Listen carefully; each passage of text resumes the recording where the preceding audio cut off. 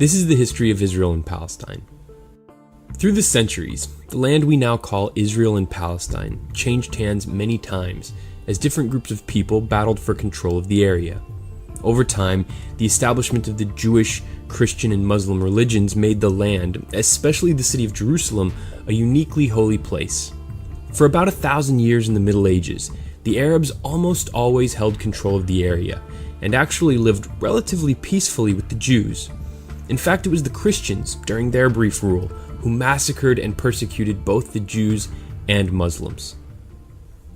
At the turn of the 20th century, around 1900, the idea of statehood had firmly taken root around the world, and so, naturally, many Jews wanted a country of their own. But in the 2,000 years since the founding of Judaism, most Jews had left the Promised Land and spread throughout the world. But with the goal of creating their own country now achievable, large numbers of Jews started to come back and settle in Palestine. World War I brought the defeat of the Ottoman Empire at the hands of the British, French, and Russians, giving them control of the Middle East. They divided it up, and the British were given a mandate over Palestine.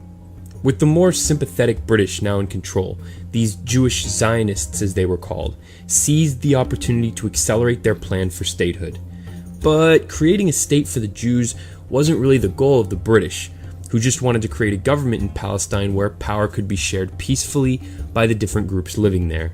And then there were the Arabs, who didn't trust the British or the Jews because many of the Arab leaders thought the British would favor the Jews. So the Arabs refused to form any government that included Jewish participation. But before long, this stubbornness grew into frustration at not being represented. So some within the Arab community turned to violence and carried out bombing attacks against Jewish settlers and started to destroy the crops the settlers were growing on their farms. About a decade later, World War II broke out, and millions of Jews were killed by the Nazis in the Holocaust. After the American, British, and Allied forces defeated the Germans, hundreds of thousands of Jews came to Palestine, and the UN General Assembly passed a fateful plan to divide up Palestine into independent Arab and Jewish states, with the all-important city of Jerusalem placed under international control. But the 5 members of the Arab League didn't want the Jews to control any part of the land, so they all voted against the plan. In May 1948, after much planning and covert arms acquisition, the Jewish leadership went ahead and declared the establishment of the State of Israel, and quickly convinced the US government, the Soviet Union, and many other countries to officially recognize it.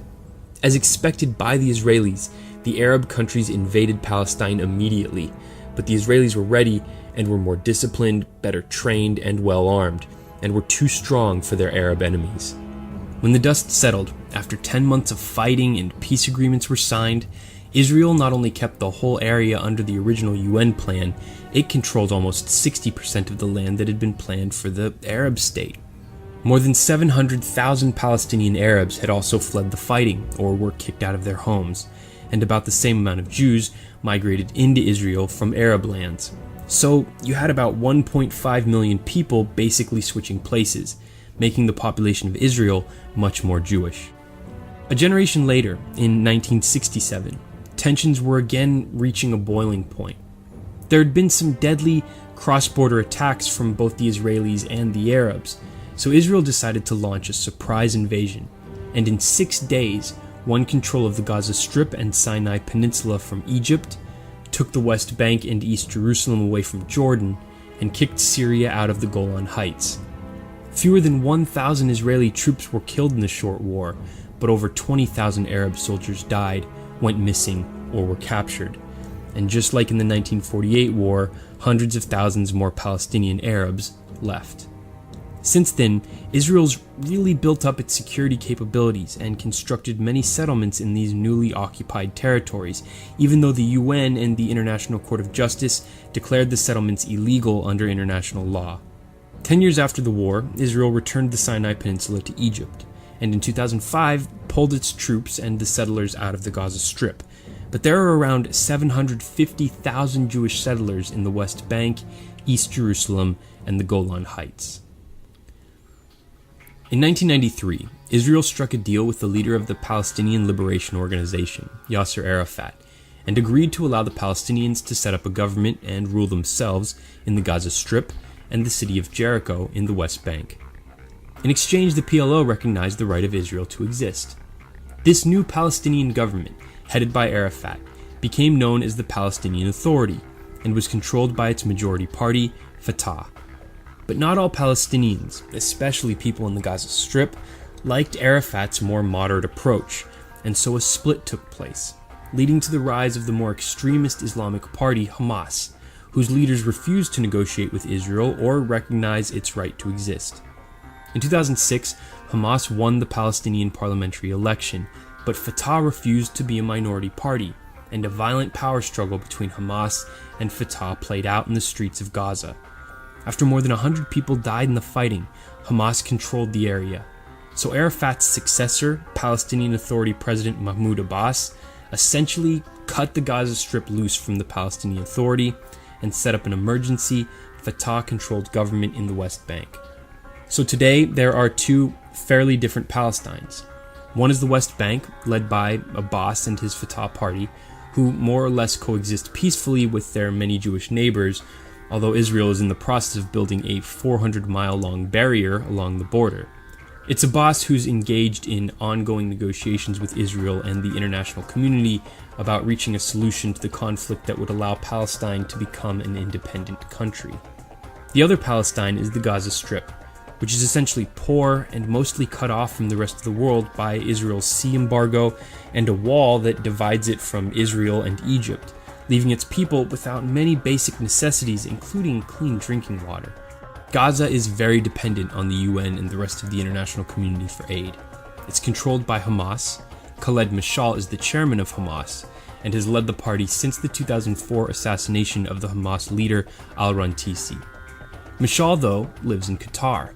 In 1997, Israel tried, but failed, to assassinate him in retaliation for the bombing of a market in Jerusalem that Hamas claimed responsibility for.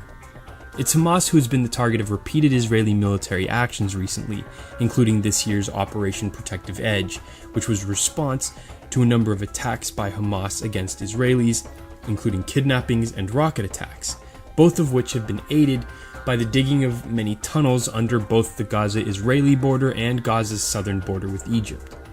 Hamas uses these tunnels to smuggle in weapons and money that it gets from others in the region who have an interest in destabilizing Israel's security, like Iran. In its response to Hamas, Israel has taken heavy criticism for its destructive and vengeful airstrikes that kill a high number of civilians. There are generally two ideas for how to end the conflict and give Palestinians statehood. The first is a two-state solution, where Israel and Palestine would be two sovereign countries living side by side. This is the strategy embraced by many in the international community, including US President Barack Obama, and is embraced by people like Prime Minister Benjamin Netanyahu and his Likud party. But time after time, negotiations around this solution fail because of the many issues it has to confront and resolve, like what to do about the 750,000 Jewish settlers in Palestinian areas, the instability of the Gaza Strip, the fact that the Gaza Strip and the West Bank aren't even connected, and of course, who would control Jerusalem? These obstacles have given rise to a second alternative solution that's embraced by many Arab Israelis and even Jewish politicians like the newly elected president of Israel, Reuven Rivlin. They think the only practical way to go is a one-state solution compromise, where neither the Palestinians nor the Jewish people get exactly what they want, but would instead be unified in one single state that would ensure equal rights for all of its citizens. Proponents of this plan think it would solve one of the world's toughest problems and remove the entire area from the criticism of the modern world. The main argument from Israelis against the one-state solution is that it would instantly end the idea of a Jewish state and would make Jews a minority again. But looking at the numbers on a combined Arab-Israeli state, Jews would number 6.6 million and Arabs around 5.6 million.